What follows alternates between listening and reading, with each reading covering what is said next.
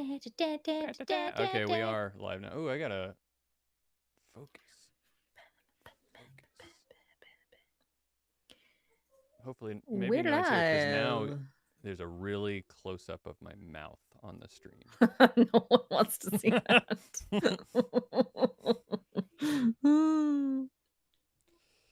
All right, let's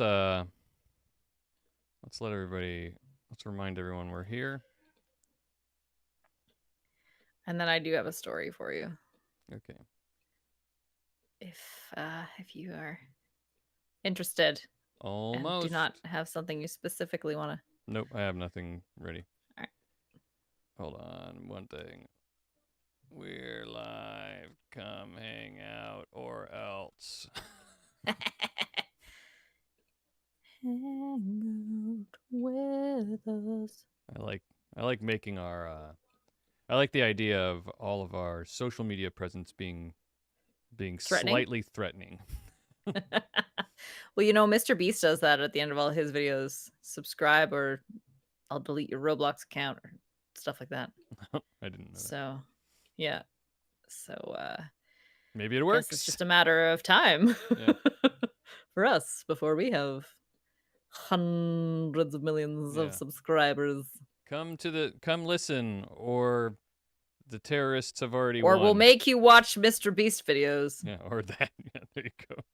That's just having an 8-year-old boy. Mm-hmm. All right. The last thing I'm going to do, because I've had what? I was going to say, you'll understand why I'm laughing in a second. I said the last thing I'm going to do, because I've had a stressful start to the evening, is go grab an alcoholic drink. And then I realized, I'm promoting problem drinking. It's funny because we're all just trying to get by.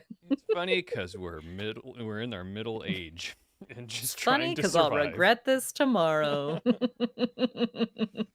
but you had a story or something you wanted to say?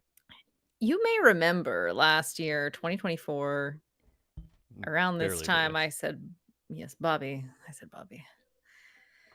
Playoff fever has gripped Edmonton. That's right. We were in the Stanley Cup Finals, and guess what? We're in again. No. Yeah, it's great excitement. But did you say that's an unusual thing for the Oilers? I remember. That's right, the Oilers. Good job. They've gone through their paces. They have sucked lots of the past, and then now they're good. And it was a big deal. Like it was the first time we got to playoffs for that far. For quite some time. So it was very exciting for the entire city of Edmonton. Once again, we won our first game too, which is great. First of 7. We have a chance to win the whole dang thing now. The kit and caboodle. The kit and or caboodle.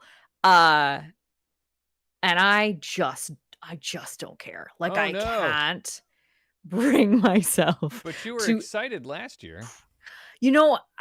I was, but I am excited this year. However, I am excited that the people around me, people I know and love, the people of my community, my city, are they're all so pumped.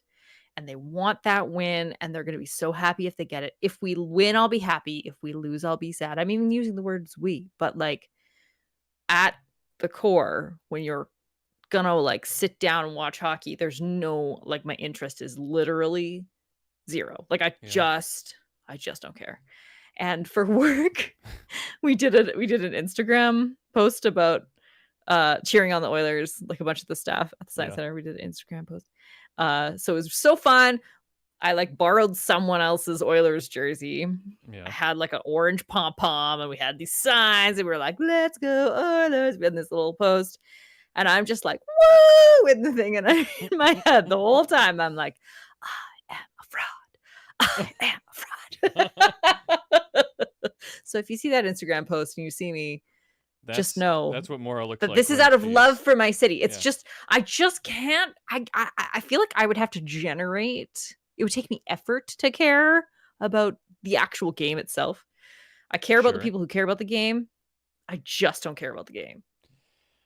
Yeah, okay. It just doesn't matter to me. You know what I hear, Maura? I hear I hear someone who is a good person, who loves her fellow human beings, and Edmontonians. yeah, and that you like it when that you are happy that other people are happy, and that in my book, that's one of the things that good people do. So Oh, well, thanks. I'm glad. I also I do have a little hockey story for you too, okay, but it has nothing to do really with the hockey itself because see these are the stories that interest me. When the Oilers win a game in their apparently in their locker room after a win, they play Pink Pony Club by Chapel Roan. okay, And that's like their winning theme song, right, which I don't know why that makes me so happy. Maybe because it's just you'd never expect. yeah, You think it'd be like a pump up thunderstruck song, yeah, like along those lines, or like I don't know, some kind of something like Kanye West or something. I don't know, but like Pink Pony Club, it just makes my heart happy. That's their that's great, song. that's fantastic. Yeah. Yeah, I I get excited about. I think I feel the same. I think I feel a similar way about our local college football team, Hmm. the Gamecocks, the Carolina Gamecocks. I went to that school even, and so I do like it when they win, but I just don't get excited about the games. I will watch Yeah. them, Yeah. but only Hmm. when like because Zoe, Zoe will occasionally She's into it. get into football during football season, and we'll want if she wants to watch the game, I'll watch it with her, and it's more about Nice. hanging out with her and stuff. But you know, I just it's just I think I used to try to be into it because I felt like that's what I was supposed to do. Mm-hmm. Yeah, and I Yeah, just I realized think no, I'm not that into it. yeah, yeah. I think that's I just have never been able to like, genuinely be excited. Yeah, It's just sort of by proxy. So, I get you. I get you. yeah, I sometimes wish I was a sports watcher. It does look like fun to be like super pumped about it. yeah. So what do you get pumped about then? Um, I mean, there's a lot of things. It's hard to say So because many, nothing it's hard for compares. you to even So say any many. of them. I truly actually the truth is I'm dead inside. Um, I I don't know. I that's an interesting question because I don't think about like what gets me excited. I just am like excited or not excited. Yeah. Yeah, I don't know. Cool RPG ideas like you had before the start of this show. Yeah, do you want to Yeah, I had an idea. I want to pitch this to the two people that are I in want the to hear chat it. room. Yeah, um yeah. I think that Logan and Palmer are two very good people to hear this. yeah, so I won't give the whole background of the conversation, but right before we went live, right before we started recording, I thought of a one-page RPG idea, which is like it would be just like sitting around and basically having a conversation with each other, but it would just be called pseudo intellectuals, and you're role playing pseudo intellectuals who are sitting in a living room together, trying to talk about pseudo intellectual things and convince each other that you are the smartest people. You're the smartest. Yeah. You know what? Actually, I have another name for it that could work. Yeah, Salon, salon would be great because it's got to have like right? one word. I like Mhm. salon. That's Mhm. really good. Yeah. I think it would work. I think that would work. I would play the heck out of that. It's got to have a subtitle though to get people in. So like salon. Salon, pseudo intellectual conversations. Yeah, yeah, that works. Logan says, "I think I had a college seminar course that you stole this premise from." Yeah, Oh my that gosh. I tracks. never That took tracks. any like like advanced humanities courses, but I Really? can Oh, imagine it must have been pretty horrible I wish I could go back then to that way. because I think I've said before that I was like 3 credit hours. Like I was one class away from being a philosophy double major, like also That's having a right. philosophy Yes. major. Yeah. So I took a lot of classes like that as well. Mm. I wish I could go back because my memory is that they were great classes, but I wish I could go back and like be a fly on the wall and observe the conversations I was having and everybody else was having. I bet you it would be like So cringe. it would be like exactly the type of this RPG, you know, like Mm-hmm. one of them in particular had a class called I may have even mentioned it before because it's the one that sticks out in my mind as being like the most like special topics philosophy class I've ever taken, which was Uh-huh. the problem of evil is what Okay. the class was just called the problem of evil, and Interesting. and that's what we talked about the whole semester. It was just exploring the problem of evil from different religious and philosophical perspectives and Neat. how different Yeah. That does sound different interesting. different intellectual frameworks approached the because the idea is that evil existing in the world is a problem for many philosophies and many religions. And so Yeah. how do they deal with it, right? Like how do they conquer the fact that evil exists in the world? So Mm-hmm. yeah, Terry Pratchett. Yeah, I wonder. That's probably we could have just read that. Yeah.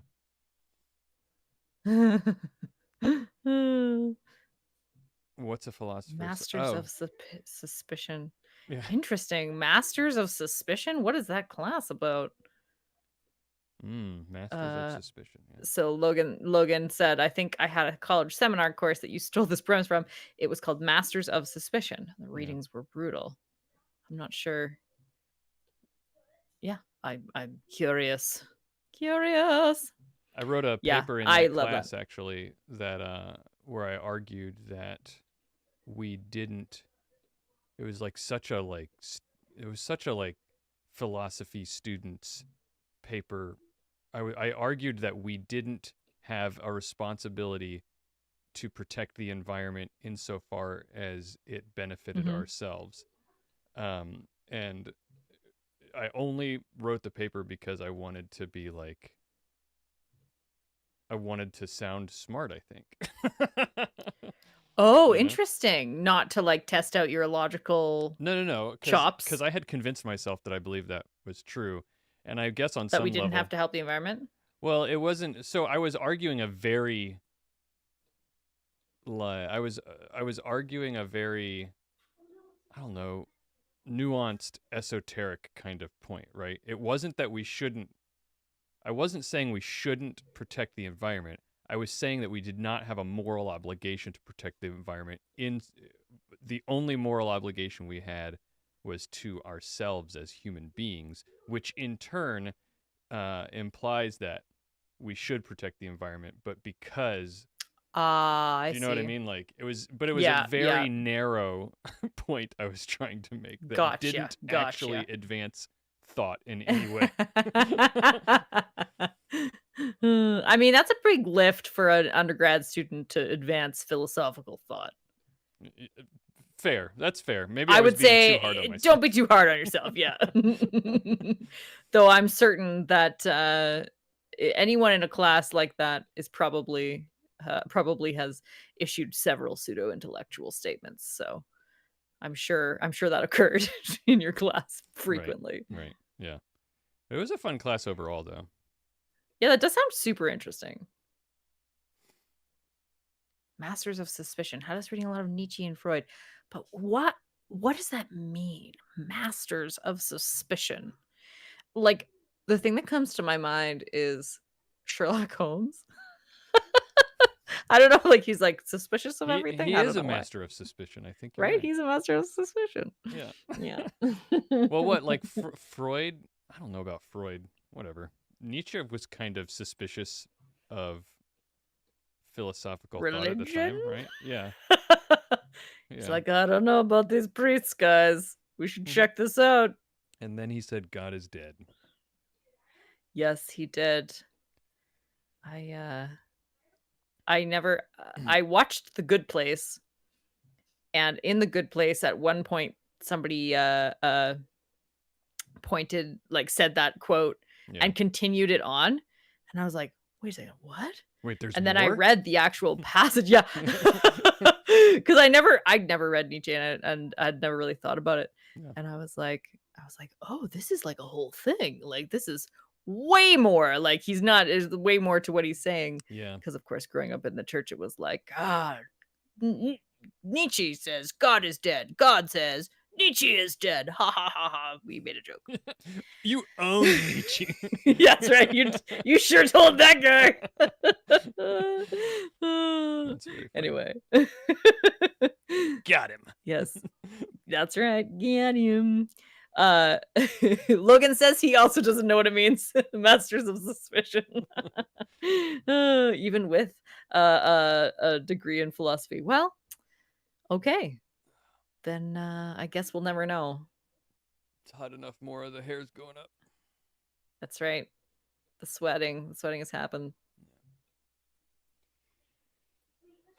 Well, I think I've talked myself out. We're doing a live show, everyone. This is for the patrons at home. It's a live show if you haven't figured it out by now. Doing it live. Yeah. So it's a little more. That's right. That's why Logan's relaxed. commenting. He didn't just join our Logan's not here in the Discord room chat. with us. No, he's not. Silently typing things. We got Logan, we got Palmer. We're a quiet crew today. Although last time I feel like we had quite a lot, so it feels quieter. And we didn't give people a ton of lead time on this one. Yeah, you know what? I have to say I'm really bad at promoting these live recordings that we do. So it's okay. I think promotion, self-promotion in general is not our strongest point. Yeah, that's true. We're just here to talk about science. It's Switch 2 release day also, so maybe everybody's playing their Switch 2s. Oh, is it? Yeah. I see. I clearly am out of that loop and have not purchased one. Are you going to get one? We might get one for the kids for Christmas. But if we do get one for the kids for Christmas, I think we have to get two. You know? Oh, that's right. Of course. Of course. I feel like I have enough ways to play video games. I'm probably fine without a Switch 2. Maybe I'll eventually get one. Well, the kids are my excuse to get one, of course. Yes, of course. Yeah. Because I also have the plenty kids of ways. need it. Yeah, exactly. Yeah. And it solves the Christmas present conundrum that parents have to solve every year. Yeah, one must purchase presents for Christmas. Yeah. How do you deal with grandparents asking what to get the kids? What's your go-to? Oh my gosh. I shamefully must say that I don't deal with it, and that Stephanie deals with it, and it stresses her job. and it stresses her out a lot. And and I could somehow pick up the slack, but I don't. So it's something I'm trying to work it's very on stressful. about myself. Yeah. Here's my hack, parents. This is what I do. I make an Amazon wish list, and anytime I think, oh, that's a thing that kid would like, I put it on the list.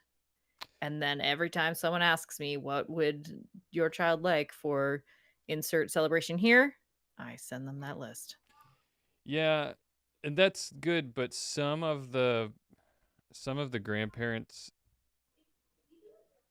aren't great with technology, and then also we have great grandparents who are definitely not great with technology. So honestly, I've been like, hey, you want me to buy it and wrap it for you? Because it's easier than you trying to figure this out. That's not a bad idea. Yeah, and it's still more work for you, but then it's just all the work is sort of consolidated into one place. So that's been parenting tips with Maura. Let me ask you a question, and then we'll get started with the show. I'll let you ask me a question. When you have an Amazon wish list made, which I have them, and then someone goes to that list, and then they click on something and buy it, does it remove it from your wish list? I think there's an option to do that. I think you do have to have some edit power or whatever. Oh. So in the scenario that you're discussing, where you're kind of having to do a little hand holding, that's probably not a good way to go. The reason I say that is one of the problems is we have 3 sets of grandparents because my parents remarried, and then we've got Stephanie's parents. So if we give all Yeah, of we've got them the same. Amazon lists, then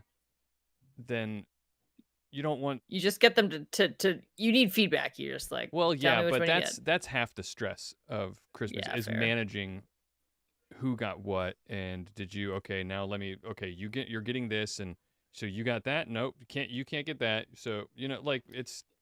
I also make a spreadsheet, so maybe my solution is not all as one size fits all as I'm thinking. Yeah.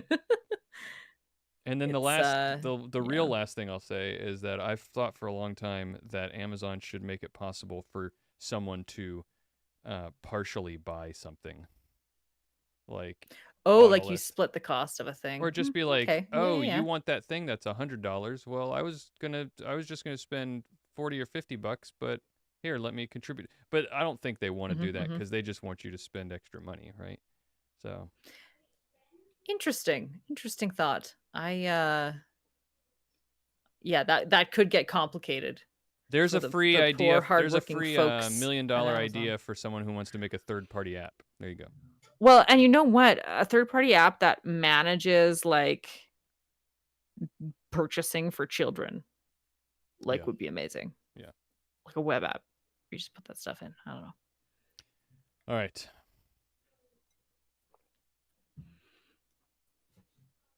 Yes, you can do that, Bobby. It's how we handled our baby. Okay. Anyway, I'm not getting. Not going further down the Amazon rabbit hole. Yep. All right. Let's get this show on the road. Do we have anything for the top of the show? Let's go. Oh, I used all the good stuff. No, I wasn't going to talk about hockey.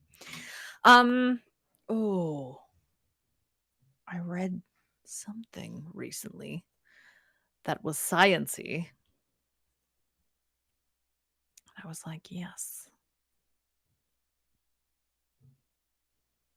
Please hold as I look at stuff. Look at my history. I'll tell everybody that Moore and I are gonna hang out here tonight and talk to you guys about science, and then we're gonna go to bed and wake up early in the morning and record another science podcast first thing in the morning. Yes. Okay. I will. It's not sciencey, but I have a thought. Yeah, it doesn't always have to be sciencey. It's not June 2nd. Right, excuse me. Sorry. All right, ready when you are. Ready. Just making sure my mic's. I should have done that before. Excuse me. I've been doing this for 5 years. Hey everyone, it's June 9th, 2025, and you're listening to All Around Science. My name's Maura Armstrong. And I'm Bobby Frankenberger, and we are two huge fans of science here to get you caught up on what's going on in the world of science and just generally geek out about science stuff. How you doing, Maura? I'm doing pretty good. It's a live show today. So we got a couple folks in the chat, and that always keeps the energy high. So I'm excited to record this with you. You mentioned right before we hit start that we also are recording again in like 10 hours. Right, yeah. Because next week when this airs, I will be in Newfoundland. Is it Newfoundland? That's how you pronounce it, right? Newfoundland, yeah. But if you were to read it like phonetically, it's Newfoundland. Can I admit something embarrassing to you? Uh-oh. It's not that embarrassing. Okay. Yes, you can. Safe here. Until very recently, and by very recently, I truly mean the last time that you and I talked about places in Canada, I thought that Newfoundland was somewhere else. Oh, well, okay. You would be forgiven for thinking this because Newfoundland only joined Canada in 1949. So I thought it was on a different continent, Maura. But okay, never mind. I thought it was. It's just. I thought it was one of those like part. I thought it was somewhere in Denmark and that part of the world. And I think maybe it's because of the found land part, and it sounds kind of like Finland. Okay, yeah. So I think that's why. Okay. Well, it did, about 1,000 years ago, was colonized by a group of Vikings. And probably even longer than that ago, it was part of that same continent. So, I suppose like that's millions true. of I years ago. suppose that's true. Yeah. So that it does have some roots in Scandinavia, Do you has think the name Scandinavian comes history. from Finland or probably newfound land? It's probably actually much simpler than that, It's isn't it? English. Yes, it's newfound land. I'm learning so Also much right now. very colonial because there was already people living there. Right. So It definitely they're was like, not look, a we found new this land. And the people who were living there were like, hi. No, you didn't. newfound land by us Newfound today. land. Yeah. Yeah. New found by white people land. Yeah. Um anyway, it's an interesting province of Canada and has a long history. Okay. And like has been it's interesting because there's this one little tiny island just off the coast of Newfoundland that is actually part of France. Oh yeah. I guess we should tell people where this actually is since we're talking about not knowing where it is. It's Well, yeah. let me tell you that this will give you a visual Okay. because while I'm there, I can actually go. It is just off the coast of Quebec. I can actually go to the easternmost point in Canada. And I was reading a travel blog about somebody who did this, and they said it's amazing to stand there because the only thing now that like the closest land mass Mhm. from where you are, like if you continue going to Europe, the next place you would get to is Ireland. Oh, that's cool. Yeah, and I was like, that is so interesting And to think You have because Ireland in your blood. it's true. I have Irish roots, and Newfoundland also does a lot of Irish immigrants moved to Newfoundland. Maybe because of its proximity, they settled there and stayed. Uh, I don't actually 100% know, but the Newfoundland has like its own accent Right. that's very different from the rest of Canada, and it sounds very Irish. Like it has a really like Oh, it's kind of like okay. an Irish lilt. And there's lots of Irish people there, and so yeah, I'm going to get a chance to experience that. I might actually get to the most easternmost point in Newfoundland. Is called Cape Spear, I believe. I Mm. may be wrong about that. That was my brief research the other day. And so I get to be kind of it feels like I'm in between my places of origin, Ireland and Alberta. Yeah. I, s- It pretty much is smack dab in the middle of those two places. I suppose that if it's the most eastern point in Canada, that means it's also the easternmost point in North America, right? I guess it would be. I don't think that any other landmasses extend beyond it. I mean, in North America, there's Canada, the United States, and like Mexico, and Yeah, unless there's like so some island that are in the Pacific that are technically part of North America, like another island, yeah, then yeah, I think neat, you're probably right. cool. Yeah, so that's gonna be super interesting to see. Doing a couple tours there, going to a conference. It'll be good. Yeah. Well, I It's also that's the last it's the last province that I have not yet been to. I've been to all the other 9 provinces, and this is the last one. man, it's so much easier to have said that you've been to all the places in Canada than it is to have True. been to all the places in the United States. Yeah, I only need to hit 20% of what you have to hit. Yeah, it's really not fair. It's really not fair. It truly is deeply unfair. I'm sorry that you have to go through that. Well, it's okay. All right. In response to that, I don't know why I'm making this sound like I'm punishing you by saying I'm gonna tell you about some science next. This is my attempt at a segue. You ready to hear about some science? Yep. I'm gonna leave that yep in. Dweep says, "You'll have to tell me the solution to the problem of evil. Nothing has ever made sense to me." Yeah, Bobby's got it. Bobby has figured it out from his undergrad class in Yeah, yeah. philosophy. If only Hi, Dweep. if only all the religious leaders in the world would have taken that undergrad class then. Yeah, I know. If only everyone. This is why Bobby has lived an evil-free life. Yeah, There's precisely. been no evil in your life at 100% all. evil free. Um, the one of my favorite things, one of my favorite little bits of truth about all around science lore Oh, we have is lore. yeah, is how every time we have a live show, Tweep shows up a little bit late and listens on 2 times speed until he catches Yeah, up. So yeah. it's one of my favorite things. It's very funny. It's very Yeah. funny. I feel like it must be like a record scratch once he gets to the real time version of us. Suddenly we're talking like this. I listened to a podcast recently at 0.8 times speed because the hosts were talking so fast and added a language that I didn't understand. Like it's an Irish language Oh, podcast, okay. so I'm trying to like listen, Oh, yeah. but they have English in between. So I'm like, but they just talked so fast in these very thick Irish accents. And then they suddenly switched to Irish, and I'd be like, I did not catch a single word of that. So I slowed it down to 0.8, and I'm like, okay, this is like a normal conversational pace. That's an interesting hack if you're trying to learn a language and you want to hear a conversation. Listen to a podcast because it's very conversational usually. Listen to a podcast in that language and slow it down. That's a good idea. Yeah, language learning tips with Maura. Yeah, lots of good things to learn today. All right, you want some science? Let's do it. All right, let's do it.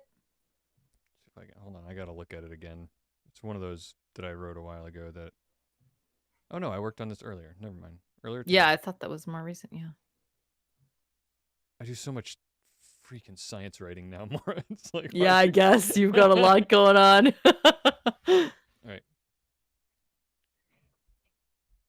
All right, Maura, jumping right in, talking about contraceptives. You ready? Ready. All right. So apparently, there's growing evidence that oral contraceptives might be leading to a greater incidence of depression and anxiety in women.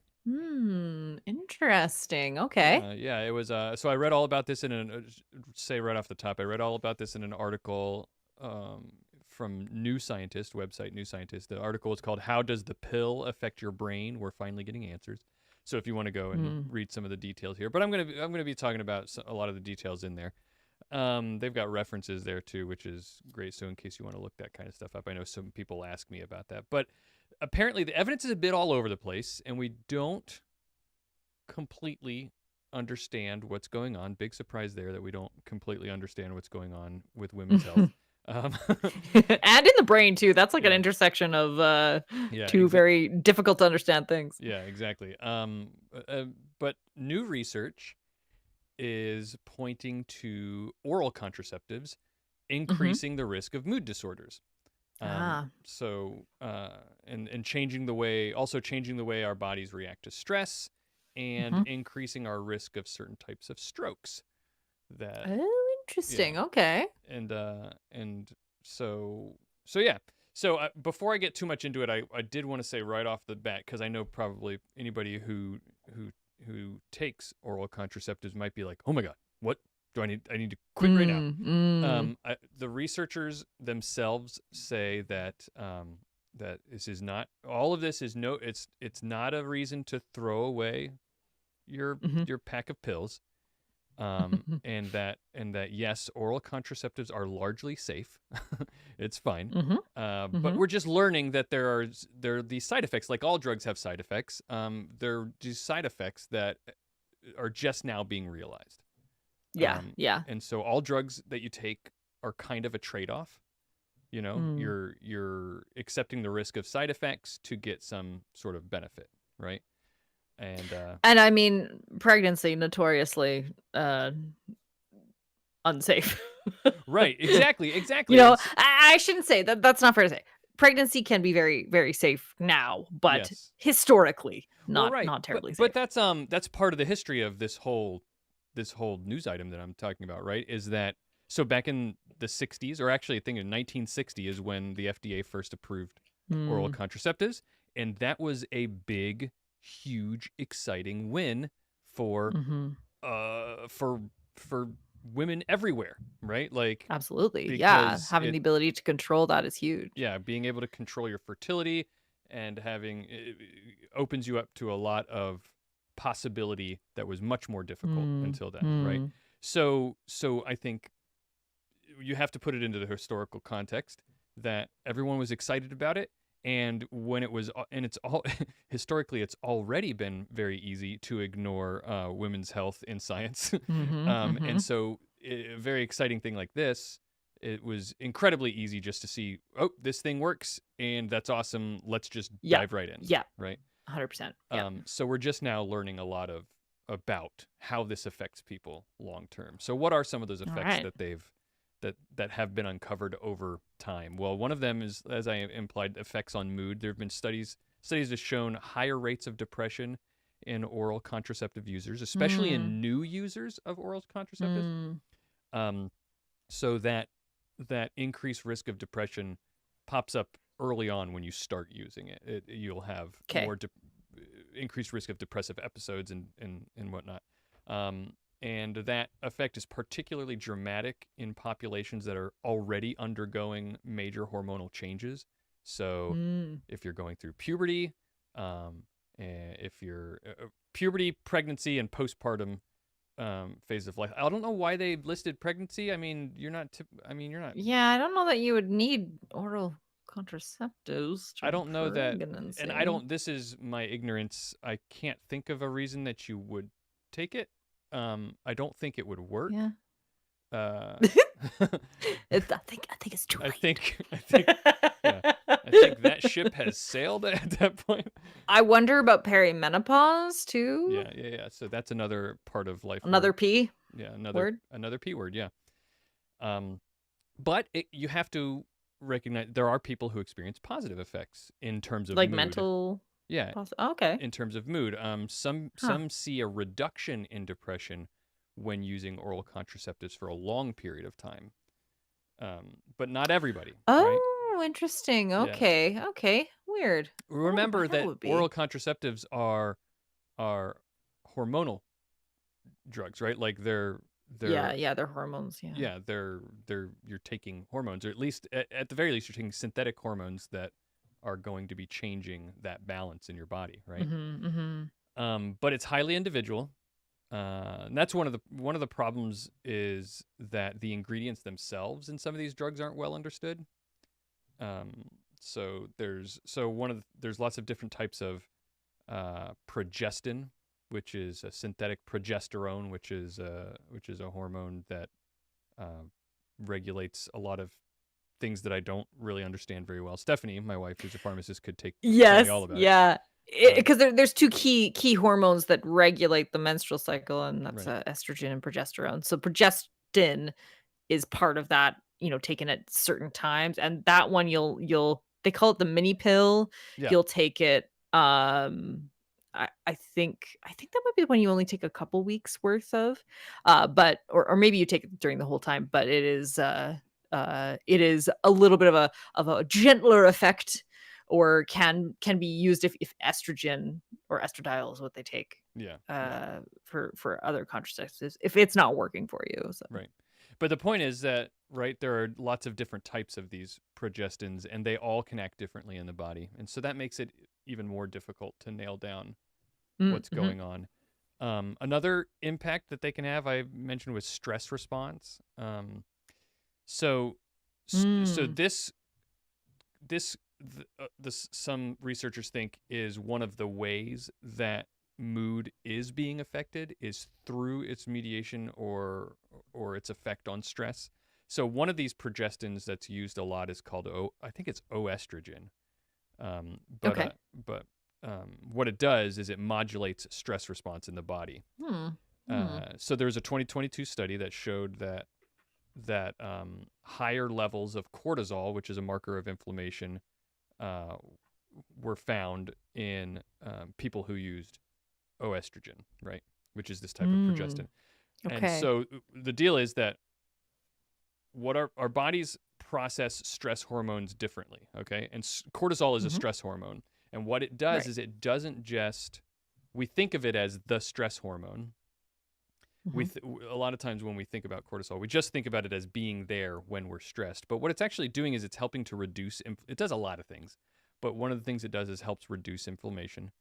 And if it's not there in your body, which, like I said, or if it doesn't rise like it should, or if it's not in the proper levels, Mhm. which again, this oestrogen is messing with the levels of cortisol apparently as a side effect, then Mhm. people will still experience stress, but they won't be properly equipped to respond to it. Oh, okay. And that could, they think, lead to depression long term. Oh, okay. And so that's just another way. Brain structure is another way that they noticed that oral contraceptives have an impact on people. So about, In structure. yeah, brain structure, exactly. Okay, so people who start using oral contraceptives earlier in adolescence have been shown to be more likely to have lasting structural change in the ventromedial prefrontal cortex. It's a mouthful. Ventromedial prefrontal cortex, right? There we go. You got there. It's like the middle sides of the prefrontal cortex. That's what the word's saying. Okay. Okay. Got it. And they have they notice structural changes in people in adolescents who start using the pill, right? Um, Oh, wow. Adults also who start using oral contraceptives also see changes in that same brain region. The effects are just slightly different in how they see Mhm. it. It's more of a thinning of lining Okay. in the same area, Yeah. and that's a little bit concerning, or at least something that they want to pay Yeah. attention to and see what that's causing. Because, and I found this number out, about a third of North American and European teen girls use oral contraceptives. So if it's Oh, affecting wow. them in Yeah. that Yeah. That's way, big. then that's Mhm. a lot of people that it could be. And Yeah. there's also been noticed that this same population does have a higher risk of depression compared to those who don't use oral contraceptives. Mm. So there's Mm. all these connections that are being found out through all these different lines of research. So Huh. it's they're learning. They're they're trying That's to. really interesting. I took oral contraceptives for about a year, but I did feel quite like I would just say off. Like I Yeah, felt not myself and a little bit I wouldn't say depressed even, just sorta like I cannot put a finger on it, and I right. never was able to properly define it, but once I went off of it, I felt very normal again. It was like putting on sweatpants after wearing a suit all day. That's what it felt like. Yeah, Uh, that's a yeah. fun comparison. Yeah, it was weird, it was weird. Um, and that was in my early 20s, but then, when about 10 years later, I tried it again as a treatment for, uh, endometriosis, and I, like, for the first time in my life, experienced, like, a truly depressive episode. Wow. Yeah. Like, more I felt more depressed after 2, I think maybe 3 days using one of these pills than I'd ever felt in my whole entire life, and I was Hmm. like, "This is terrible. I think I should stop taking this." Yeah. Yeah. Yeah. And it's, I think, because it's such a ubiquitous drug medication, Mhm, that mhm. it's easy to forget that it's a hormone that you're taking, right? Like, so. And I think so many people take it so young, like, if you are a teenager and suddenly you're feeling depressed and anxious and all of this, you may not identify Yeah, it's contraceptives as easy the to overlook, right? problem. You're also Yeah, going through yeah. puberty, so maybe you're just moody, you know?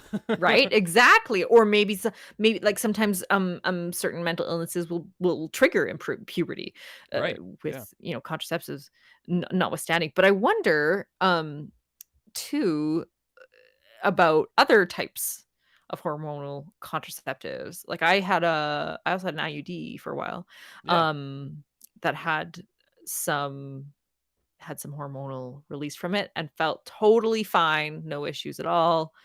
and it was great. But different. It's like I said, it affects different people differently. So that's really interesting. I wonder if there's other types of contraceptives that might reduce these risks. Yeah. Yeah, exactly. And at the very so like I said, they're not saying that people should stop using it. Um Yeah. it's all trade-offs. There's definitely benefits, but there's always side effects, and it's very likely that the benefits probably outweigh the risks, right? So Mhm. Mhm. um it's just you know another good example of how we need to know more about these types of things, and we need to know so that we can at least, like you just said, a perfect example of why it's good to just know these things is Mhm. um, adolescents who are Mm. going through mood changes, and now Yeah. we can say like, oh well, let's take a look at if you're on any contraceptives. Maybe something's going on there. Yeah. Yeah. Yeah. You have options. Right.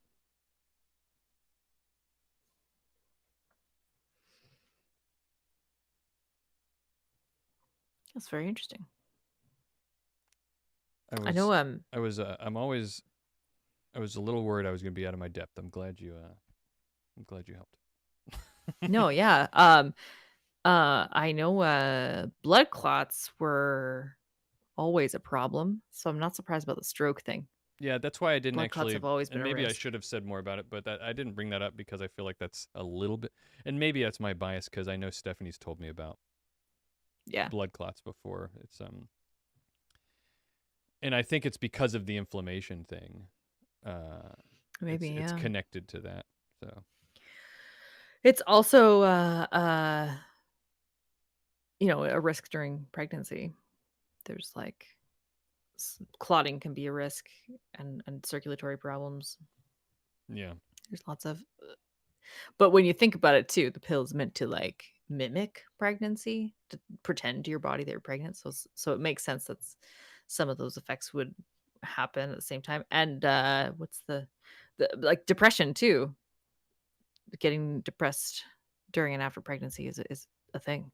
So well, yeah, that yeah, it all kind of matches up. And with endometriosis, the reason my doctor put me on it is because when you're pregnant, it's less of a problem because you're not going through the cycle of building up and tearing down your endometrium. So mm, it like it's basically kind of in a holding pattern until your cycle starts up again. And so he was like, okay, well, we'll just stop the cycle and it'll be good. But oh boy, no, it was not. And I didn't expect it because I'd already done it like yeah, previously and had done hormonal birth control between my children. And so like I was like, this is not supposed to happen. And I didn't like also realize for the first little while, I was like, very sad lately. And then oh, I'd like randomly cry and I'd be like, what's wrong with me? Oh, wait. Yeah. hormones. Weird stuff, man. Weird stuff. It is. Apparently Tears of the Kingdom looks great on the Switch too. I thought it looked good on the Switch Uno, and so maybe I need to see. Yeah. Yeah, but you have to, Logan. Don't 4K. you have to get? Do they automatically give you the Switch 2 version, or you have to buy that separately? Because it's a separate version. I bet you you have to buy it separately. Yeah, can't 'Cause why miss would an they ever do opportunity that? to make some money. Extract more money. Yeah. Um, so he's saying 60 frames per second in 4K is amazing. I I have to confess, my TV is 1080p. I have Mm. a very old. It's like I tried to update one of the apps on it and it was like this app no longer updates on televisions made before 2018 and I was like, "Huh. I Wow. think I have a very, very old TV." Like Yeah. it's almost 10 years old. I don't get a new TV very often either. I know some people are like always getting new TVs, but I have a newer TV than that. W- have you? But you've seen like higher frame rate televisions that where it's got the it's like 30 frames per second, or maybe I think it's more Okay. like 30, where you see the TV and it looks just like too real. You know what that feeling, that Yes. uncomfortable, it's Yep. too real I don't feeling. like high frame rates. Yep, I agree. Yeah, I'm not saying I don't like it, but I definitely didn't like it when I first got the TV. I was like, oh, this is something I have to get used to now, isn't it? Mm. But more and more things are like that, and I'm not just gonna keep watching an old, black and white CRT just because, just Because because. the content was made for that. Yeah. Yeah. No, it is interesting. When you I find it very strange to see high frame rate things. They really do bother me. I just feel like I'm not, I there's almost like an uncanny valley thing going on because the way people move is like too smooth. Yeah. Yeah, and you can see like everything, and that's affected the way that TV is produced now. Is you have like jobs of people now whose whole job is to make all the little tiny details in the background, because you can see them all. Mm-hmm. Whereas before, Mm. it was just a blurry mess, you know. I wonder. I wonder if that's a job AI is going to start to do Mm, to like make sure that movie backgrounds are like perfect all the time. right. Because that sounds Yeah. like very detailed kind of work that like if you're on a green screen anyway and yeah You can't always do it on a green you're screen though. Or maybe they no, will. but I think most things are filmed on some kind of soundstage of late. It must be There's not wild many that are like to be an actor these days. right, On like you television just and movies. stare at like neon green all day Yeah. and then you leave and everything looks like, I guess, orange. It would look orange. Right, what's the opposite of green? On the color wheel, Well, yellow, it would it's be not red. orange. Yeah, everything would look red Yeah. at the end of the day. Gotta ask some actors. I love this How are the idea green cones doing? that like you've you've burned your retina green into your retinas. Yeah, yeah. Well, that happens, right? Like you look at something uh too much, your cones get tired. Oh man, Maura, this is a great product we can sell to actors in Mhm. Hollywood. Is sunglasses. We could sell them for like $2,000 a pair, Maura. They've got the money. You know what? Yeah, like right after you're done shooting, sunglasses Yeah, that you need to will protect your filter out the eyes. red. Yeah, that's true. And you know what? The special film we have to use to protect your eyes from the green screen of the green background, the green wavelength light breaks it down pretty quickly, so you kind of have to have a new pair every 3 months. And So you know what? I also you gotta always look cool. So yeah, so there will that's be different very colors and important. different Hmm. or different We're full of styles. we're full of business ideas today. Yep, Very yep, entrepreneurial. yeah. All right, Let's get moving. let's do Let's it. get on with it before we give anybody too many more ideas to steal from us.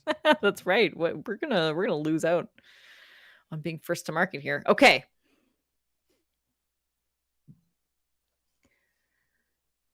Bobby, we have some very curious listeners. Do we? They've asked many a question. And when I started answering questions, I was like, okay, I'll do a couple of question episodes. And then you did one. And now here we are again. It's Even becoming a more thing. listener questions. It's I'm becoming not a. even like, and this isn't even it. Like, there's more. I know we keep We getting may more. need to take a little break Yeah. from answering questions. Deal. Next week, no more Next questions. week. Okay. I mean, not no more questions, but just we'll take a break. And then maybe we'll get right back to it. This time, this series of questions really got me thinking. So I saved kind of the longest one for last. Okay. Because there was I went down an interesting rabbit hole with each of them, and that one took me into many diverse places. Um, But why don't I get you, Bobby, to read the first one? This one is from Lydia. My pleasure. Lydia asks, my friend posted a pic of a chimera in dog form. Then I went down the Google hole. So interesting, perhaps a topic? Or maybe you've done in the past before. I was an avid listener, so see blah blah blah. See you soon in Vegas. Sorry, I didn't mean to blah blah blah you. It's just as I was reading it, I was like, oh, this isn't actually part of the question. So Yeah, I would see you never blah blah blah soon. you, except I just did. All right, continue. Uh, um, Lydia, we did see you in Vegas. It was Mhm. great to see you. Great to meet you. Chimerism. So chimera, you may be familiar with the ancient Greek monster with a lion head and a snake tail and uh or stag head and lion body. I can't remember how it specifically went It was a mixture of in the animals, ancient though. Greek version, but yes, a mixture of animals. Now chimerism is not a mixture of animals, but it's a condition where cells with different DNA come together to form a single individual. And when I say different DNA, it's of the same species. So you're not going to have a snake tail and deer antlers. Oh, Yeah, unfortunate. Unfortunate. But, this can happen. Chimerism can happen in a few different ways. so can I Uh, stop first and ask you yeah. a question? Is this distinct from? This is distinct from a hybrid, then? Yes, that's correct. So Okay. a hybrid is if, like, say you take a donkey and a horse and they have a baby and you get a mule. That is a hybrid animal, an animal that is born from 2 different species. And it's also one DNA throughout, right? That's right. That's right. So you're talking about different cells in the same body have different DNA. Yes. Okay, that's a chimera. Got it. That's a chimera. All right. Now this happens in a few different ways. Okay. One is called microchimerism. Typically, this is when cells from, a Very small parent creatures. or baby tiny, tiny well, kind of, from a parent or baby, a pregnant parent, move to the bloodstream of the other individual. Oh, So, interesting. the baby cells go to mom, the mom cells go to baby, um, and they can deposit on like, they'll get into the bloodstream somehow and then, deposit on organs within the body. Hmm. Usually, after about a decade, you won't find traces of these cells anymore Yeah. because they're an invader, so to speak. They're not Right. supposed to be there. So eventually your immune system will take care of them.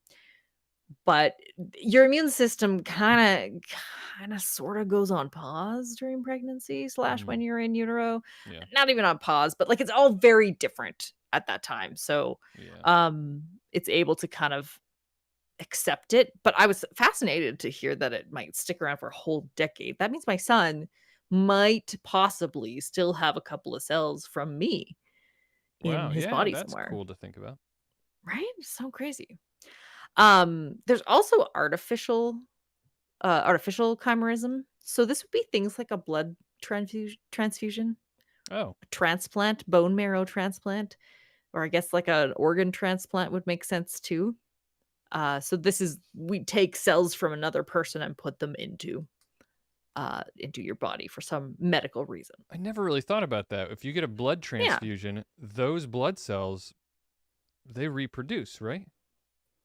No, They blood cells don't? don't reproduce. Oh, No. this is a bad example then. But if you get other some other kind of donated tissue Mhm, that doesn't get rejected, it mhm, reproduces and you will always have that's different DNA in your body. mhm. That's It really is. interesting. Yeah. Weird, right? I never thought about it that way, but of course it is. Okay. Yeah, yeah. Uh, there and the when you first think about a chimera, what you're probably thinking about is one of these next two, and that is twin chimerism. Mm. This is when an individual will absorb cells from a deceased twin or like Oh, yeah. womb mate. So in particular, if you think about animals, they're going to have a lot of typically they'll have more than a handful of babies in one go. So they'll have a litter Mhm. of kittens or puppies or whatever.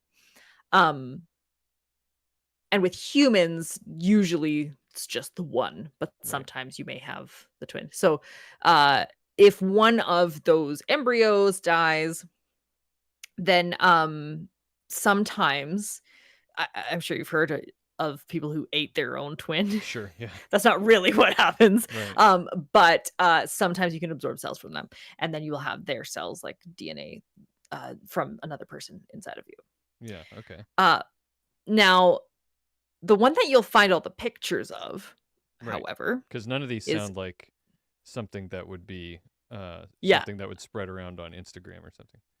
yeah, exactly. This'll be you'll see pictures of a dog who has both like blonde and black fur kind of modeled over its body, Yeah. but not in like a predictable pattern, in a way that looks a little odd, Mm-hmm. not like what you would expect.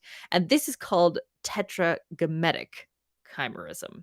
Yeah. So this is when two individually fertilized embryos, different egg, different sperm, merge early in development. And that creates an individual. So if let's say you've got two fertilized ova and they just happen to collide. Now there's two cells here.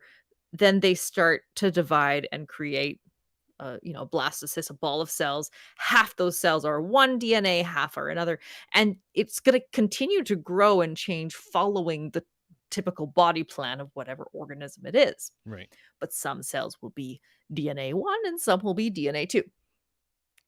So that's when you'll see those a dog with a line straight down the middle of its face. One side has pale fur, one side has black fur, Right. and so on.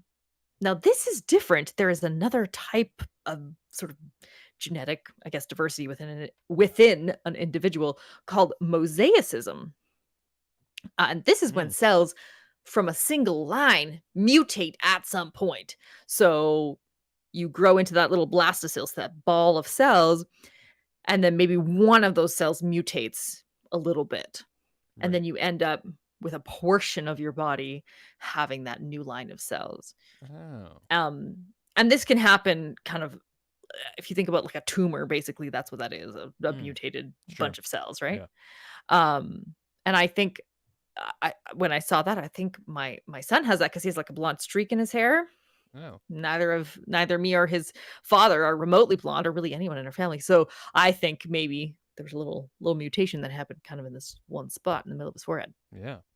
Um, so yes, this can happen more frequently with like dogs and cats than with humans because they've got more litter mates than we do. Makes sense. Yeah. Um, so human chimeras are really rare. And also it may not be visible. You may never know. You may be a chimera and have no idea your whole life unless it affects your skin, your eyes, your hair, something really obvious. Mm-hmm.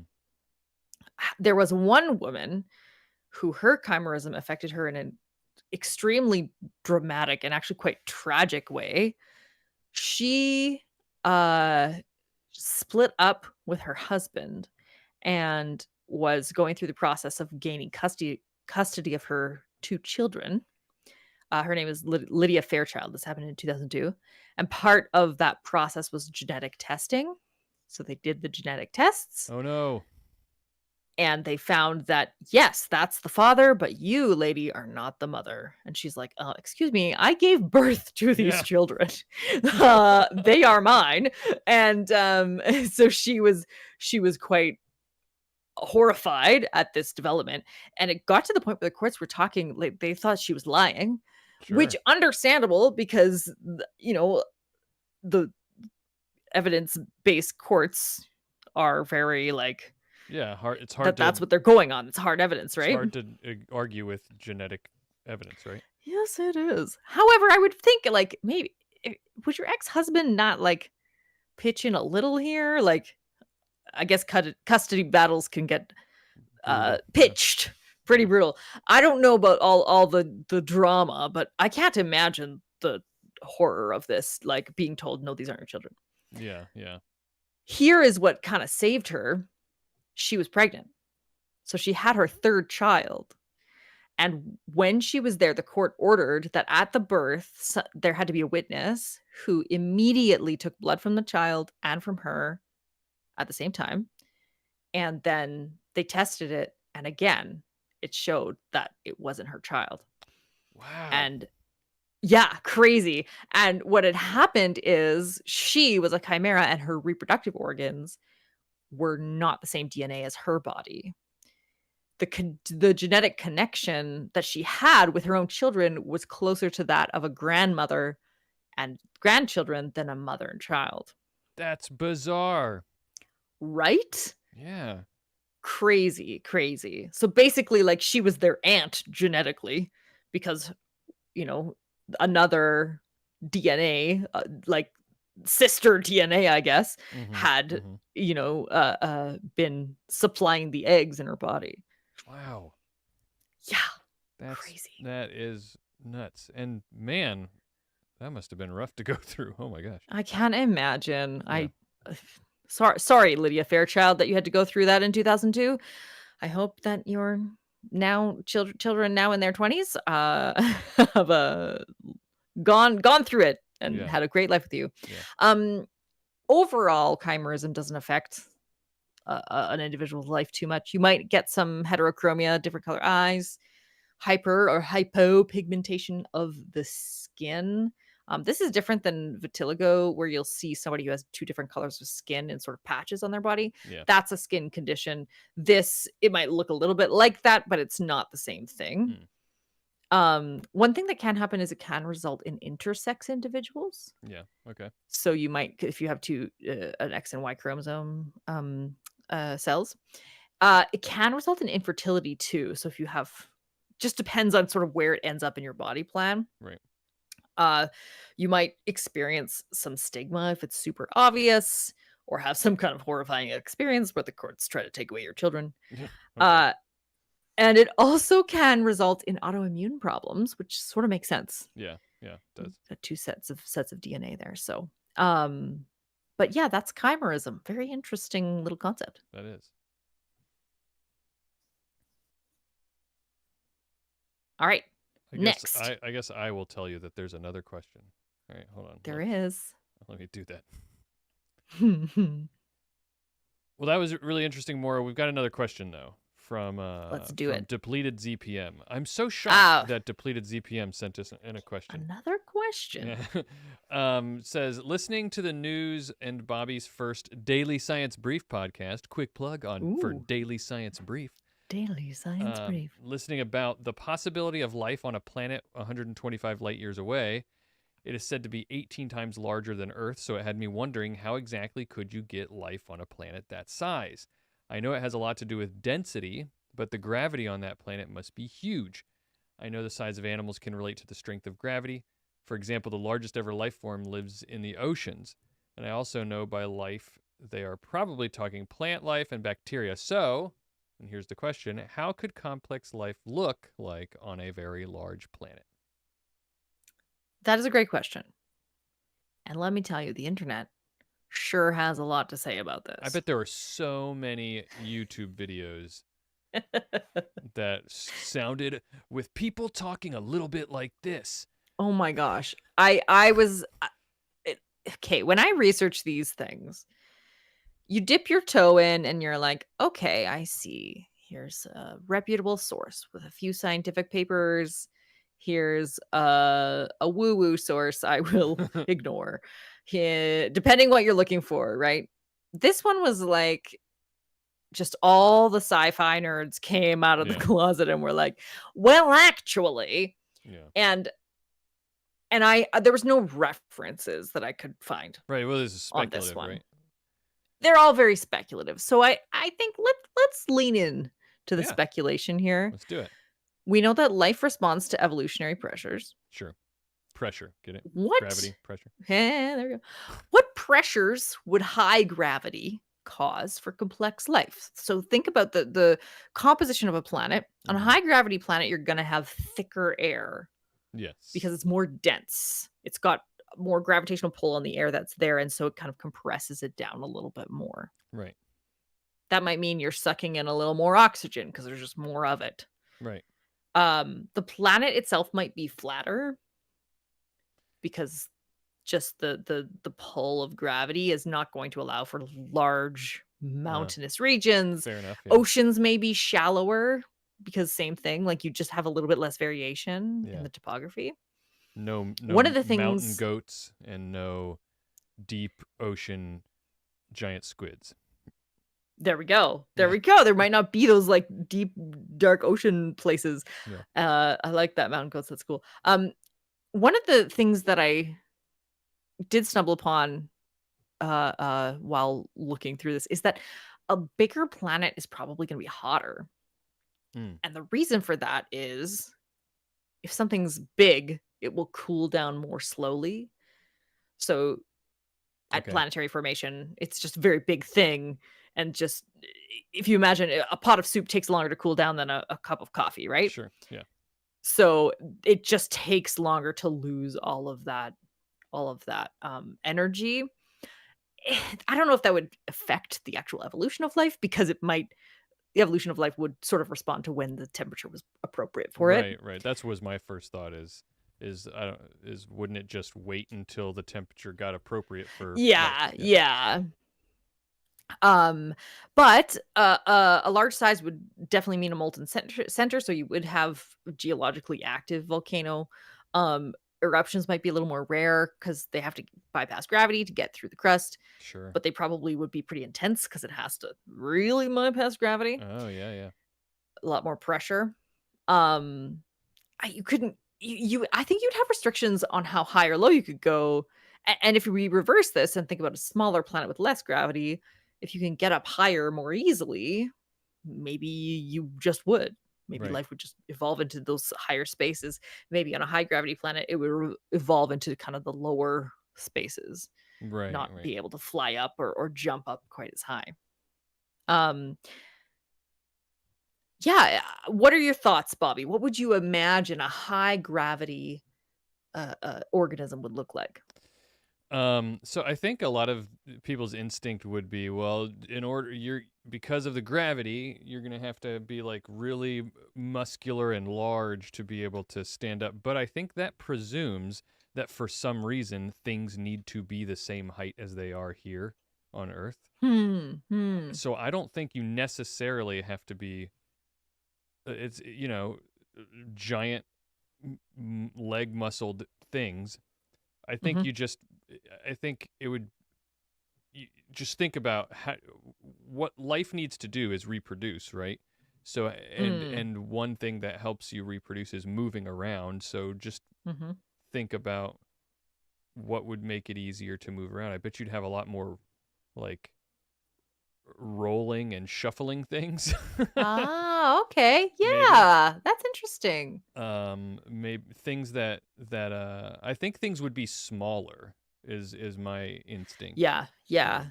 And not larger and because because of everything I said. Like Mhm. it takes more. It would take more. It would be more difficult to get to be large, to be tall, to be Yes. above and higher up. So yeah, I think too, you need more energy just to move from place to place.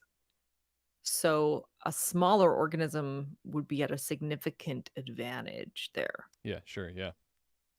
To move their body is easier than a large organism, But I don't think that.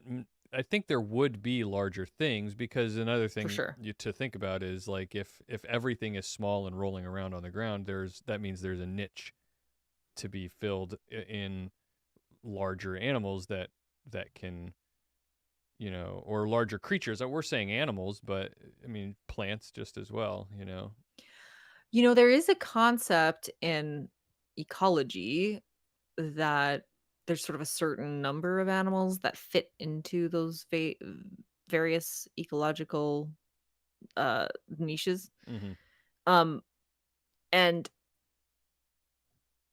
in the context of the paper, they were looking at T Rexes uh, and how they kind of lived at a time where there was sort of a lack of mid-sized carnivores. Hmm. There's the big giant T Rexes, there were small ones, but there wasn't as many mid-sized ones as they thought. And this paper was speculating that maybe it was juvenile T Rexes that filled that spot.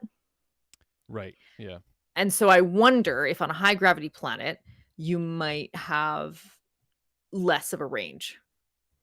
Right. Like whatever the ecological possibilities that exist on that planet are, they would be a little bit less ranging in size, or you might see a different curve than on a place like Earth, because just the amount of energy it takes to move around huge amounts of body mass would be a disadvantage Right. Yeah. overall. But still, being big is also a big enough advantage that some individuals would get there. Um, I think a lot of people think that they would be very large, squat, muscular, Mm-hmm. and I have an example for you. No, Did you ever play Mass Effect? I did. Yeah, long time ago. I don't think I think I stopped after the third one. Well, there was only Well, there's all those. There's a bunch 3, in after. my opinion. Well, right. That's what I'm saying. Is like You played the Commander Shepard Yes. arc. I Yes. shouldn't say that. I just didn't like Andromeda, so I didn't play it. But there's a species called Elcors. They're like these big, they sort of look like giant gorillas, like space gorillas, Yeah. and they're like big muscular arms, and they walk on their arms and legs. So they're like very slow moving, thick, muscular creatures. Yeah. And I kind of had forgotten about them, but then I got down sort of a fandom rabbit hole. Apparently they like had created this 14-hour long adaptation of Hamlet, and that you can like see referenced in the video games. Um, and I was like, wow, that's weird. They're like these thespians slash also a very like practical, slow moving race. Anyway, Elcors in Mass Effect. I think that's kind of the vibe that a lot of these speculations on Reddit mostly, and many other places were kind of imagining. Yeah. I can't answer this question definitively, depleted ZPM, but maybe that's because nobody really can. Sure. We don't really know. Right. You could look at deep sea creatures. They're operating in a very strange space with a lot of pressure. There could be some similarities there. Um, but big shrug from me. I don't 100% know how to answer that question, Yeah. other than some speculation. Yeah. And it's fun to speculate. But we got one more question, so we're gonna have to stop speculating. Okay, this one is less speculative. Yeah, this one's from Andy. Hi, Excuse Andy. me. Andy says, "Hey guys, a question I've been wondering for a while. I understand that antibiotics kill bacteria in your stomach as well as the bacterial infections in your body. I'm wondering if alcohol, which also kills bacteria, can affect your gut microbiome. Would the sugars in wine feed or kill the bacteria in your gut? What about something with low sugars and strong proof, like a plain whiskey?" End question. End question. Yeah. Thank you, Andy. This was so interesting to That's a dig into. really interesting thought because Yeah. like my instinct tells me that alcohol would like alcohol is used as an antibacterial in Mm. itself. So, but Mhm. when you're using that to kill bacteria, you're usually using very high concentrations of alcohol, which are much Yeah. higher than the concentrations which you're going to be drinking. But anyway, that's the Mhm. first thing that pops into my head. Tell me about it more. You actually I will. researched this. I sure did. I sure did. This question has a couple of layers to it. Mm, And one of the things I'll highlight is that the way that antibiotics kill bacteria in your body is through your blood. mm, So when you take oral antibiotics, they're absorbed in your small intestine. Uh, and that's like you got your stomach that feeds into your small intestine, which then feeds into your large intestine, which then goes out into your toilet. yeah, right. Now, the antibiotics that get absorbed in your small intestine travel through your body and your blood. And once they're throughout your entire body, and so this is how, like, if you have a finger infection, oral antibiotics can help that because the blood brings the antibiotics to that finger, and it it gets absorbed, or it um will move into interstitial fluid and other places in your body where the bacteria are. Right. Interstitial fluid is the fluid between your cells. So you're not just a bunch of dry cells squeezed together like a sandcastle. You've got like water in between you, in between each of those cells. Right. Um, and the goal when you're taking a course of antibiotics is you want to have a high enough concentration of antibiotics in your body to make it incompatible with the survival of the bacteria in the location that you're having the problem. Right.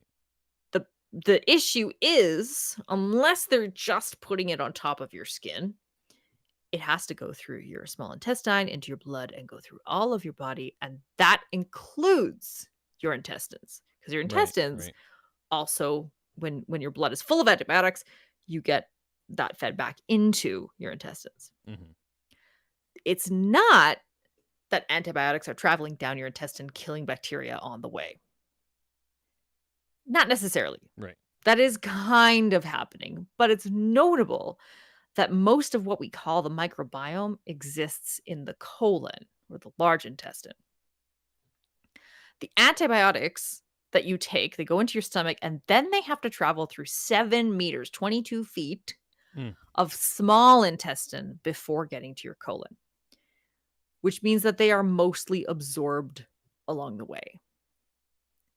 I found a paper that said the stomach, inside your stomach, you have very little bacteria.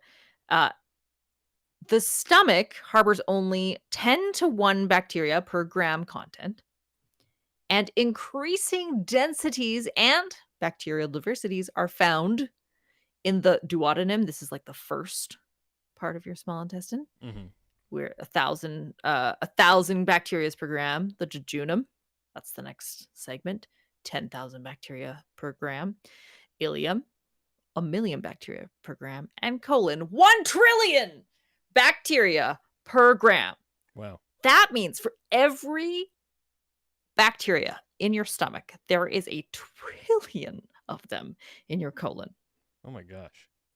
So when you think about the antibiotics, they're not touching it. Even if they got rid of every single bacteria in your stomach and small intestine, once it gets to the colon, it's just it's like a whole new world. There's so much bacteria in there, Hmm. and it's Hmm. all gotten absorbed away. So the amount of antibiotics left is pretty minimal.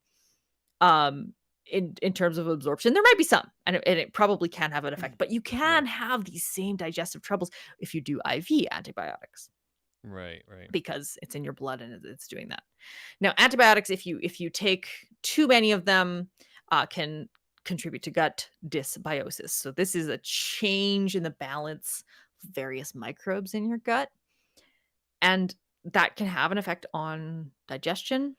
And we know that our gut is very deeply connected to our brain function, so it can affect that. Yeah. General health can be affected because you're not absorbing the nutrients you need, all of that. You don't want your gut microbes to be in crisis, and antibiotics can indeed do that. It's necessary when you're going on antibiotics. You want to balance the effects with other benefits, the side effects with other benefits, just like contraceptives. Right. Yeah. Um, it's great that antibiotics let you survive an infection that would otherwise kill you. We Yeah. love that. I think that's pretty great. Big fan, big fan. Because also, you know what else causes your microbiome to be messed up? Invasive bacteria and like diarrhea. Those are Yeah. problems. That's Yeah. going to mess you up. But we weren't talking about antibiotics. The question was, can alcohol, which also kills bacteria, affect your gut microbiome? And so the reason I gave you all this background is it seems your question, Andy, seems to imply that when you drink the alcohol, you're like drainoing your intestines. You're getting a bunch of alcohol and it's just going through and killing bacteria on the way. Hmm. Does alcohol affect your gut microbiome? Yes, but not for the reason that I think you were implying, Mm. not for the Drano reason. Okay. Okay, so let's say you drink some whiskey. Let's say it. let's say, yeah. Oh, Actually, Bobby, right now you are, as we record, you're drinking some beer. yeah. Yes. So we'll use that. That's maybe a little easier for you to imagine. So the alcohol hits your stomach first. Mm-hmm. Shouldn't have a lot of bacteria in it, as we established. Right. Because your stomach acid is just incredibly toxic to That's bacteria that's one of the things that it does great is by design. yeah. Design. Yeah. Um, you get it. Uh, so the alcohol hits your stomach. Like I said, one for every one bacterium in your stomach, there's a trillion in your colon. Mm-hmm. Um, some of that alcohol is absorbed immediately in your stomach. Some gets emptied into the intestines, and then is absorbed in your small intestine. Um, and when I say it's absorbed in your small intestine, very little of what you need to digest to extract energy, nutrients, all of that, very little of it makes its way to the colon Yeah. because the small intestine has a massive surface area through which to absorb things. It is the Yeah. size of a tennis court. You have a Wow. tennis court inside you absorbing all this stuff. Yeah. Think about that. Yeah. Yeah. You Yeah. drink. Think about it. Think about it. You drink a beer and you're spreading that out across a tennis court. Yeah, just like throw a beer on a tennis court. That's what's happening. You can imagine it all absorbing in pretty easily. Yeah. Um, so by the time it gets to your colon, where we have these trillions of bacteria, the alcohol is more or less gone. Right. So direct death of bacteria by alcohol is very unlikely. Even if you've got a high proof liquor, even if that wasn't a beer, Bobby, if you were drinking whiskey, Mm-hmm. Mm-hmm. it still is not gonna directly kill a bunch of bacteria because you have almost none in your stomach anyway, Right. and not very much in your small intestine. However, Okay. alcohol's overall effect on your microbiome is not neutral because you see, the bacteria in your gut are eating what you're eating. This, side note, is why beans make you gassy. They contain oligosaccharides, which are like sugars that are slightly, they're more complex than like sucrose, but less complex than starch. And we can't digest them, but bacteria can. Mm-hmm. So bacteria are like, yes, and they eat all of the oligosaccharides, and you don't absorb them. And then the bacteria have a whole bunch of bacterial children who then make you gassy. Rude. Right? Come on.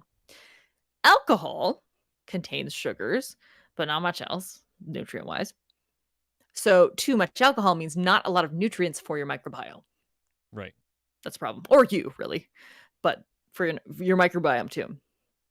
Too much alcohol, because it does mostly just have sugars, can actually cause bacterial overgrowth in the small intestine. You don't want too much in the wrong places, so that can Mm-hmm. be a problem. It also then affects that balance. So it has been linked to gut dysbiosis. Right. But another thing it does is it damages the mucosal membranes of the small intestine. So all of those delightful little bumpy parts that are creating that huge surface area that can be damaged by alcohol. Um, and what will happen is it will allow larger than typical molecules to be absorbed. So you're absorbing the alcohol through there, which Right. is fine. That's a typical molecule size to be absorbed, but it's causing this damage.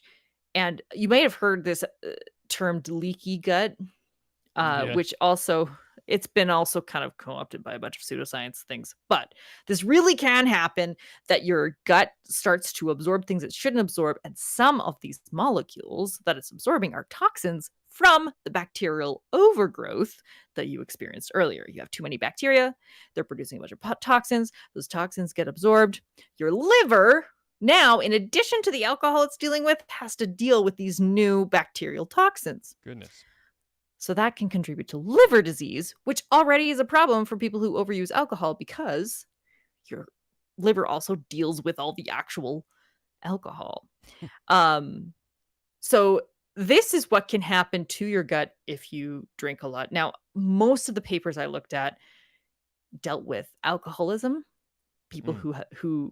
who are addicted to alcohol, and its effects on the gut. So there was one or two about binge drinking. So if you have a lot of drinks, you may in the one paper I read about this, you may get an uptick in IBS symptoms. Oh, okay. Yeah. That there was a link there. So if you already have gut problems, too much drinking can set things out of whack. Um, but moderate use is probably not going to do anything too crazy. Hard to say for sure. Right. Don't take my non-expert advice on that. But they really were looking at people who use alcohol every day, and have a problem and can't go without it, because that's the people that probably most need the help. And so that's kind of where the papers were focused. So, does alcohol kill bacteria in your gut? Kind of. But also it helps more of them grow. It's complicated. Turns out your body's complicated. As it turns out. Yeah. Your body's complicated. Well, Maura, thanks for answering all those questions. I loved these questions, digging in on these. I think I'm really fascinated by body systems in general and genetics, and so this all kind of came together with all these different questions they had. You should have studied loose link. biology. Well, what do you know? I did. I love it. I could have been a physiologist. Yeah. Am I saying that right? Physiologist, somebody Yeah. who studies like the function of bodies. Yeah. I would have loved that career. Yeah. That was one of my favorite classes that I took. Well, it shows, because those were really well done answers, and I hope everybody enjoyed hearing the answers as well. If you've got questions that you want to send to us, please do, because we love answering them. The main place we get our questions to answer is on Discord, so you can go to our website, allaroundscience.com. We got a Discord link there if you're not part of the Discord already, and if you are on the Discord, once you get there, there's a channel that's questions for the show. Just drop them in there. We pin them so we can get to them eventually, and as you can see, we will eventually get to them. And we're getting more and more. So thank you, everybody. You can also just email us at contact@allaroundscience.com. But yeah, that was great. It was great to record a podcast with you today, Bobby. Yeah. All right. Now I'm gonna take a breather. I don't know why, but you kind of used up all the outro juice just there. That's what I was realizing. I may cut this around after we do this again. Yeah. Sorry if I was slightly distracted. My daughter was jumping. Her room is right above me. Oh. And I heard her jumping. It's 10:40 at night here, and I'm texting her like, "Can you take it easy? Go to bed. Go to bed." Well, she's I like all these 12 comments. now, and she doesn't go to bed until sometimes 1:00 in the morning, and if there's not school the next day, and so we're trying to be. I was talking to Stephanie about it. I was like, I've got to remind myself that when puberty hits, your circadian rhythm is completely thrown out of whack. So I'm not gonna push this. You need to be in bed by this time and get up. Whatever. Your body is doing what it's doing, and it's normal and healthy. If it's the summertime, who cares? But when everybody else is trying to go to sleep, you can't be doing somersaults in your bedroom and making a bunch of noise. Has she been sleeping in too? Yeah, well, yes, yeah. Most days, I'll go in there before too long, 9, 10 o'clock, and be like, hey, one of your chores is to feed the animals who are all very hungry right now. So could you at least get up and do that? But yeah, we just let her be. Pro tip for anybody out there who has children that are not quite entering that age of life yet. I'm going to give you, I know everybody loves getting tips from parents. No, I am honestly, I'm hungry for these tips. I got a whole book about tweens recently because I'm I just don't want to mess this up because I want to be ready for this Well, you're doing better than exciting I next did step. because I've made so many mistakes. Well, I haven't made any parenting mistakes yet, so Yeah, I know. I'm You gonna are a need perfect to. parent. Um, but uh but pro tip, just go into it knowing that everything is going to change, and I mean everything. And it's Oh, it's man. it's normal and healthy, and just try not to, just it's hard. I had to learn this the hard way. Just try not to hold on too tightly to all the things that you are happy and comfortable with now, because it's all going to change, and it's okay that it changes. And the sooner you come to terms with that, the happier you and your child will be. So, Oh, I one of the things actually in this book I'm reading, the author was talking to her son who was in her mid-20s at the writing of the book, mhm. and she quoted him saying that because she was reflecting on how like one day he woke up and he was a different person, That's exact. and I've said that to you before. It is not yeah, an you exaggeration. have. It is not. It sounds like an exaggeration. It's not. It was overnight. Anyway, keep going. But he said to her, "Mom, I remember that, and I remember being waking up and being like, why has my mom changed so Really? much?" Okay. Wow. Yes. So they like you also don't you have underdeveloped like empathy muscles, right? Like you're still Yeah. figuring out how to empathize with people. So you don't think like, "Oh, my parents must be dealing with me now." Yeah. You think you are so different than you were like literally yesterday. I can't stand Well, you. that's a really good perspective. Mhm. Is that you probably seem very different to them too, and they don't understand why. Yeah, Um, it doesn't make sense. and you maybe as a parent are a little bit better equipped to understand why. You know. Yeah, So and I can see how that would like foster mistrust. Like you'd be like, "You suddenly changed, and I don't know why, and you're the person I've hung on to for so long. Like right. I don't know if I can trust you." Like there's not deeply like destroying all the trust, Sure. but Sure. like Sure. there's a little bit of uncertainty there, right? Like yeah. You know something that I just recently learned uh about kids going through puberty from, of all places, Big Mouth, the show Big Mouth. Oh, Um, that show is amazing. that show is seriously an educational course. If you're, Required viewing for yeah, parents, in my opinion. Anyway, go yeah, ahead. it is, and that is they talk about on one of the, because they just put out their final season, and in one of the episodes, it's very funny how self-aware the show is. Right, they literally have an Mm. episode where they say, where they're like, we're answering questions from viewers and answering all the questions you said that were topics we never covered on the show over the season. But anyway, in one of the things they talked about was, they said that literally, and I of course know this because I went to school and learned about this, but as a parent, you don't think about these things. Mhm. Um, the emotional regions of the brain start developing first in puberty. And the Mm. prefrontal cortex, the logic part of the brain, is like the last place that Mhm. develops. And Mhm. so there are so many.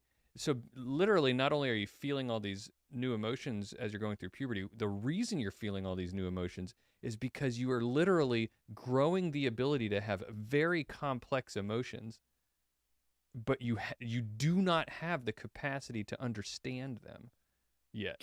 And maybe that's why people are like, "No one understands me." Right. Because Right. you feel all these things and they all make sense to you. Like, even though your cortex isn't developed, you still feel like a complete person, and you're like, "No, I'm mad because I'm just mad. Can't you tell? Can't you understand?" Like they can't explain it, but Yeah. they feel it and it feels very real. And so nobody understands me. Of course, we don't understand you because you don't make any sense at that time in your life Right. because you haven't quite gotten all your brain in place. And Right. that's, I should say, it's not that you don't make sense. It's that the whole picture hasn't formed, so And I think, give yourself some grace and other people too. yeah, and I think maybe that's what, because I keep hearing parents of older children tell me, you know, you get your kid back in a couple of years. Like everybody keeps telling me that same thing, like different people. You get your kid back in eighth, ninth grade, you get your kid back. It's Mm. just wait for it. Mm. And I think maybe that's why, is because those Mm. parts of the Mm. brain start developing more, and your the teenager is now able to, has a better un- control over what's going on, better Yeah. understanding Yeah. of what they're going through, and so they can mediate and moderate that a little bit, So I wonder too because girls tend to start earlier than boys. I wonder if there's a mismatch there too. I wonder if does the prefrontal cortex develop at sort of the same rate? Like day 1 of puberty, day 600 of puberty, sure, maybe, you have that like is it just sort of shifted over for boys a little later, maybe, or does your prefrontal cortex always take until you're like 15 to fully develop for both boys and girls? yeah, that I don't And know. then I wonder what that looks like. Yeah, but anyway, I've been trying to do a better job of taking a step back and realizing and remembering this is a whole thing that this child is going through, and I need to, like you said, provide space for that, a little bit of grace and understanding, and and let it happen, and not get so offended by it. You know what I mean? Like I think that's part of the Yeah, learning, is yeah. it's nobody's fault here. This is just a thing that has to happen. Well, and I think, like, obviously these are kids who have way more capacity than toddlers. hmm However, when our kids are toddlers, we don't get mad at them for doing toddler things. Yeah, that's another We really good don't, point. right? Like, and obviously, a teen, somebody in puberty has a different set of expectations. They also can't, want them to just go around being a jerk, but eh, they're gonna have those moments. Right. Those not like they're acting like toddlers, but their level of development moments that yeah, we have to understand. Yeah. I'm very anxious about it though. You This is the part I've been dreading. yeah, you can do it. You can, if I can do it, Oh, you can do thanks. it. But yes, watch Big Mouth Logan. Holy moly. It helped me. Like I've had a lifelong issue with teenage boys in general. hmm As a teenager, as an adult, at any point, even in fiction, have always it always irritates me to read the story of like I'm like this is incomprehensible and I do not understand. Like it hmm never made sense to me. But Big Mouth helped me see it in a different light. I was like, Yeah. okay, because they really portray the whole person of like Right. all each character, each like tween teen character is a whole person, whereas so many other characters are portrayed as like one slice of who they are inside, like this Right. very, very tropey, inaccurate. Well, Yeah. the whole premise of the show is genius. That is a genius device for looking inside the Mm. internal goings on of what's going on inside of a person, right? Like this whole like hormone monster idea that they have to communicate Mhm. with and deal with. Mhm. And then And they're just suddenly there and you don't know what to do with them, but they never stop following you around and yeah, and yeah. it's such a genius device for expressing the internal thought of a character. There's a spin-off about adults called Human Resources, also a good one. Yeah, I haven't actually watched that yet, but I know that Solid. it's there. Yeah. All right, let's wrap this thing up. Let's do it. Do we have to just do the outro because we kind of did a wrap up already? I'll probably cut most of the thing that Okay. I'll cut through it, but we don't need to do an outro. We don't need to do a wrap up kind of thing. We don't always do that. All right. But Let's just outro it up. I do have one small thing that could maybe be a 2 minute Okay. discussion. Here we go. More, it's the end of the show, and Mm. what I thought about something that I accidentally do sometimes with people when I'm ending a phone conversation, which Hmm. is I accidentally tell either strangers or people that don't deserve this. I tell them I love them. Um, like, okay, That bye, is I love one you. of my biggest fears. I don't do that, but I think about it every time I hang up the phone. Hmm. I'm like, "Don't say I love you. Don't say I love you. Don't say I love you." That's so funny that you actually do it. I have done it before. I don't always do it, and then it's with people with friends that are a little bit better friends of mine. I will sometimes just make it a joke, and just Mm. be like, "All right, love you, bye." But yeah, it is something that I think about a lot. So I will not tell you I love you when we are ending the show today. But you know what? Let's just tell everybody that I love you, because I do. Oh. Oh, I love you too, Bobby. All right. Well, that's going to be it for All Around Science. Thank you for listening. If you've got questions or feedback, you can email us at contact@allaroundscience.com. We're on socials at All Around Sci or All Around Science. My name's Bobby, I'm Maura. and we'll see you next week for some more science stuff. Oh, I tolerate your existence. Thanks, Tweep. Yeah.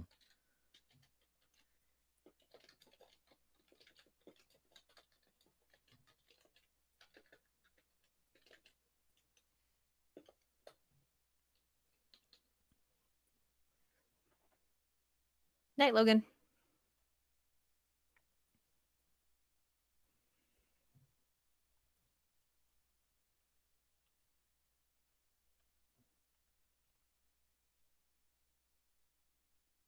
I don't like this.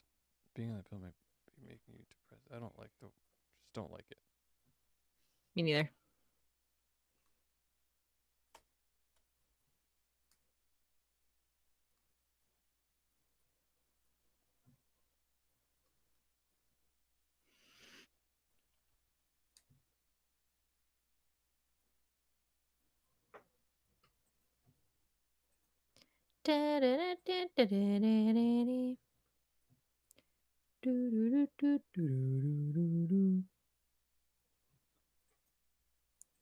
While you're typing that, I will confess something to the chat. Mm. I am addicted to playing.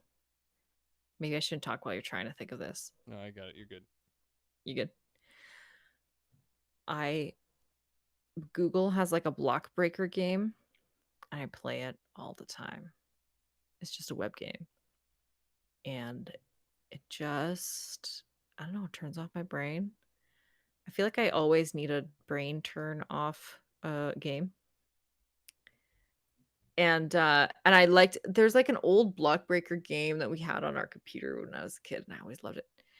Um so I play it all the time, and I always have some game like this in my life. And every time. And when I say every time, I mean like literally every time that I play any kind of casual game that is truly meaningless and pointless, like a block breaker game. Candy Crush, this also happened. I have an announcer in my head calling every move that I make as though I am playing at the World Championships of Google Block Breaker every single time.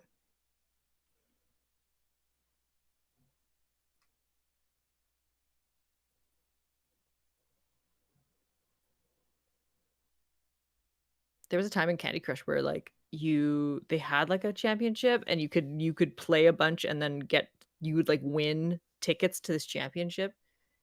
And I was like, it's real. I'm just gonna be clinical about it, or I'm overthinking it.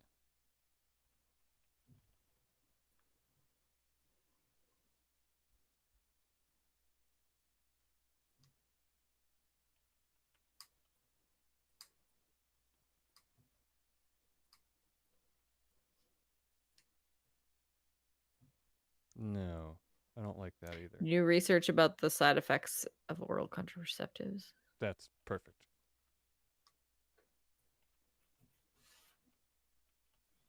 the ones I kept writing that I didn't like was the sensational nature of it. Yeah, clickbaity. It was saying the thing when in the actual news item I was saying you shouldn't think. Yes. Sometimes that happens with clickbait. Okay, ready? I'm ready. On today's episode, new research about the side effects of oral contraceptives. And more questions? More questions! All that and more today on All Around Science. More questions! More questions! I'm going to have to stop titling the episodes More Questions.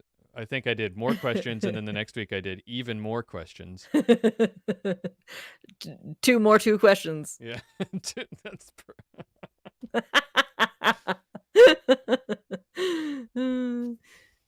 right. Well, thank you for hanging out with us, chat room. Y'all are great. Mm-hmm. We love you too. There, I stopped recording, and I'm going to save this since it's in a different way than normal.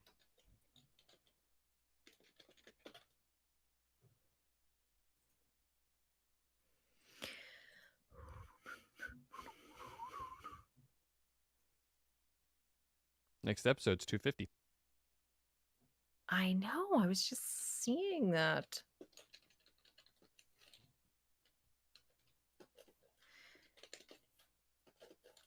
We're going to have to start celebrating other Fibonacci sequences, like other parts of it, like the 5th year of our podcast, which is coming up because we have no celebration until 2027. Yes, you're right. We're going to have to get creative with the Fibonacci celebrations. Do a little mathing.